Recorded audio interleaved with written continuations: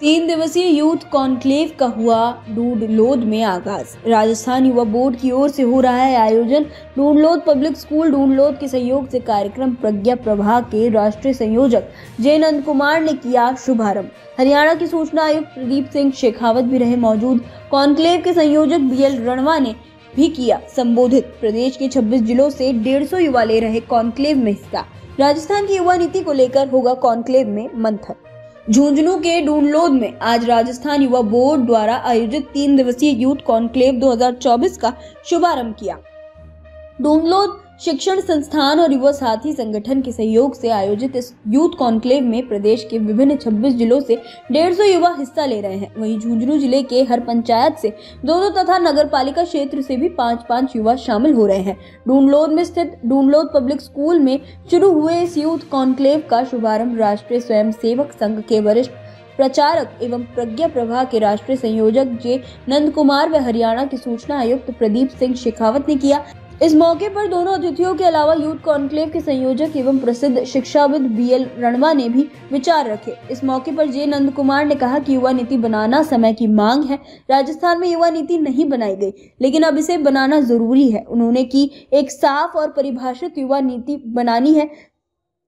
उन्होंने कहा एक साफ और परिभाषित युवा नीति बनानी होगी, वह भी सिर्फ 5 साल के लिए, क्योंकि समय बहुत तेजी के साथ बदल रहा है। इस मौके पर यूथ कॉन्क्लेव के संयोजक एवं शिक्षाविद BL रणवा ने कहा कि इस 3 दिन के कार्यक्रम में राज्य की युवा नीति को तय किया जाएगा। अलग अलग सत्रों में बौद्धिक व्यक्तित्वों के संबोधन होंगे। ये एक बहुत सुंदर शानदार आयोजन है। अरुणिमा नाम से एक यूथ कॉन्क्लेव 3 दिन का जो करने का उन्होंने तय किया है। युवा साथी और इस विद्यालय और बाकी भी युवा बोर्ड सब मिलकर इस प्रकार का एक आयोजन, ये समय के मांग है। It's a need of the time actually. Youth के सामने, युवाओं के सामने एक ठीक तरह से एक लक्ष्य रखने लायक एक पॉलिसी की जरूरत है राजस्थान राज्य में। एक specifically clearly defined youth policy, सही ढंग से परिभाषित एक युवा नीति आजकल वो नहीं है। और वो युवा नीति भी हमेशा के लिए रखने के जगह पर 5 साल के लिए, क्योंकि टाइम इज चेंजिंग, काल बहुत जल्दी से चेंज हो रहा है। उसके हिसाब से हमको रीपोजिशनिंग भी करना चाहिए। उस दृष्टि पर एक अच्छा युवा नीति का जो मांग उठाने वाला इस कॉन्क्लेव, एक युवा कार्यक्रम बहुत समय की आवश्यकता भी है। उस दृष्टि पर काम करने के लिए इतने बड़े तादाद में, बहुत अच्छी संख्या में युवाओं की उपस्थिति भी उधर हुई। पूरे राजस्थान राज्य से सेलेक्टेड युवा आए हैं। सभी युवाओं के बड़ा कॉन्फ्रेंस नहीं है, सभी जिलाओं से सेलेक्ट करते हुए युवा नेताओं के कार्यक्रम है। मुझे लगता है इसमें से जो निकलने वाला जो अमृत, इस मंथन से, ये युवा मंथन से निकलने वाला अमृत सही ढंग से राजस्थान राज्य के और स्वाभाविक रूप में पूरे देश, पूरे राष्ट्र के लिए भी बहुत अच्छा एक पथ प्रदर्शक हो जाएगा, ऐसा मेरा पूरा विश्वास है। आज का जो ये आयोजन है, भारत आगामी वर्षों में कैसा हो, 2047 का भारत, 2050 का भारत कैसा हो, विश्व स्तर पर भारत की जो ख्याति आज अंतर्राष्ट्रीय स्तर पर आत्मनिर्भर भारत और स्वाभिमानी भारत की बन रही है, उसमें ये एक नींव है। आज का जो युवा वर्ग इस कॉन्क्लेव में जो प्रतिभागी है, वह आने वाले समय में नेतृत्वकर्ता होगा और समाज का नेतृत्व, हम गवाह हैं। इतिहास के बारे में जब जब भी आकलन करते हैं, जयप्रकाश नारायण की क्रांति में सबसे अधिक युवाओं की भूमिका थी, तो स्वाधीनता के आंदोलन में युवाओं की भूमिका थी। और युवा जब अपना संकल्प और शक्ति जुटाकर खड़े होते हैं तो राष्ट्र बदलता है और अंतर्राष्ट्रीय स्तर पर भारत की जो पहचान बन रही है और आगे बनेगी, वह निश्चित रूप से विश्वगुरु भारत की कल्पना को साकार रूप देगी। आज झुंझुनू जिले में डूडलोद पब्लिक स्कूल डूडलोद में 3 दिवसीय युवा कार्यक्रम का, युवा शक्ति कार्यक्रम का आयोजन किया गया है। ये 3 दिन चलेगा। इस 3 दिन में ये सुनिश्चित किया जाएगा कि हमारी युवा पॉलिसी कैसी हो, यहाँ के युवा क्या चाहते हैं। 3 दिन में चर्चा करके विभिन्न व्यक्तित्व हैं, जो बौद्धिक व्यक्तित्व हैं, उनके संबोधन होंगे, युवा चर्चा करेंगे और इसका जो भी डिसीजन में जो परिणाम निकलेगा उसको लिपिबद्ध करके और स्टेट गवर्नमेंट को भेजेगा।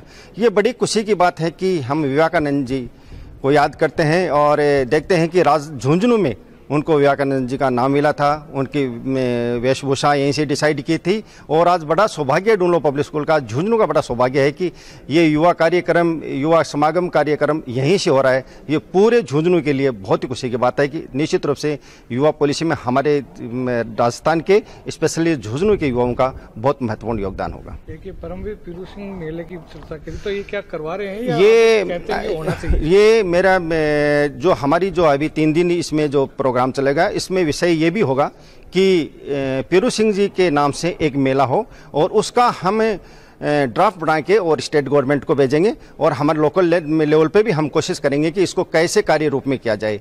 मैं समझता हूं कि पीरू सिंह जी के नाम से अगर एक मेले का आयोजन होगा और एक धार्मिक स्थल जो देश सेवा के लिए जिसको अपन बोलेंगे उस लेवल के लिए अगर हमारा एक स्थल यहाँ विकसित होता है तो मैं समझता हूं कि यहाँ लोगों को रोजगार भी, आर्थिक संपन्नता भी आएगी और बच्चों में देशभक्ति के प्रति देश भावना भी जागृत होगी।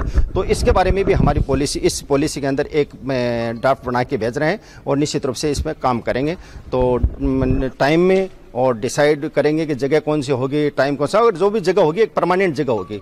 और मैं चाहूँगा कि इसके माध्यम से एक सारे विश्व में देश के सैनिक इसके साथ जुड़ेंगे और इसको जैसे हम कैलाश मानसरोवर की जो एक धार्मिक यात्रा होती है उसी प्रकार से इसको एक यात्रा जो धर्म से भी जुड़ेगी और हमारी देश भक्ति से भी जुड़ेगी और ये पूरा एक साल भर चलता रहेगा जहां लोग आएंगे। और मैं तो ये समझता हूं कि जात जुड़ले भी वहीं उतारे जाएं, वहां पे छोटे छोटे फंक्शन करते जाएं, युवा यूथ पॉलिसी भी वहीं पे हो, वहाँ चूरमा और खीर का भोग भी लगाया जाए, यानी पूरा एक ऐसा वातावरण डेवलप किया जाएगा कि जिससे हमारे को इस क्षेत्र को रोजगार भी मिले और यहाँ के बच्चों में देश के प्रति जो भावना है वो भी प्रेरित हो, देश राष्ट्र प्रेम की भावना बढ़े। एक यहाँ पर राम के जीवन काल की प्रदर्शनी लगाई गई है, वाजपेयी जी की प्रदर्शनी लगाई गई है, जलियांवाला बाग लगाया गया है, अटल जी को कुछ समर्पित है, क्या थीम क्या है?